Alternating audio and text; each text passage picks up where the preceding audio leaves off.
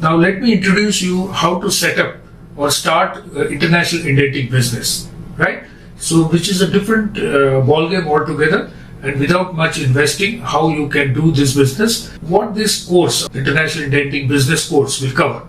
So first part will be the introduction, then why indenting, what is indenting, indenting is a lucrative business, what are the benefits of indenting, then expanded definition of indenting, and what is the meaning of indenter, and summary and opportunities of international indenting business, so that you should know what are the benefits of doing this course and how big expanse of this business is.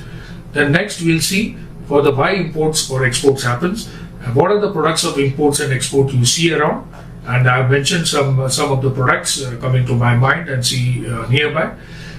So this is part one of the course, right?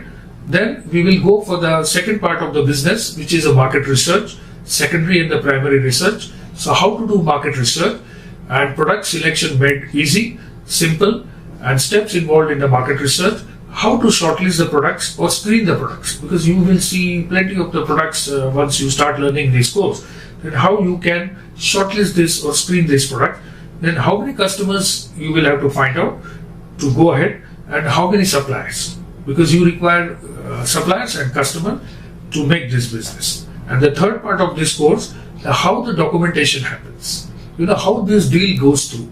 So before deal, what happens, what are the things to be done, during the deal, what are the things and documentation to be done, during and after the shipment, what are the documentation to be done, and after buyer retiring the documents and clearing the cargo, means getting your payment. After retiring means after accepting the documents from the bank or directly by yourself and getting your payment, right?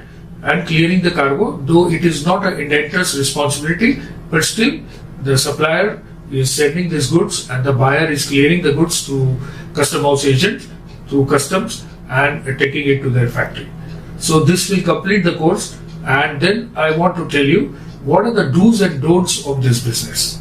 Very important thing. At the end we'll see what precautions you will have to take, and then the conclusions. So this will be the overview of the course, and we'll try to see in coming sessions all this step by step. Okay, thank you till then.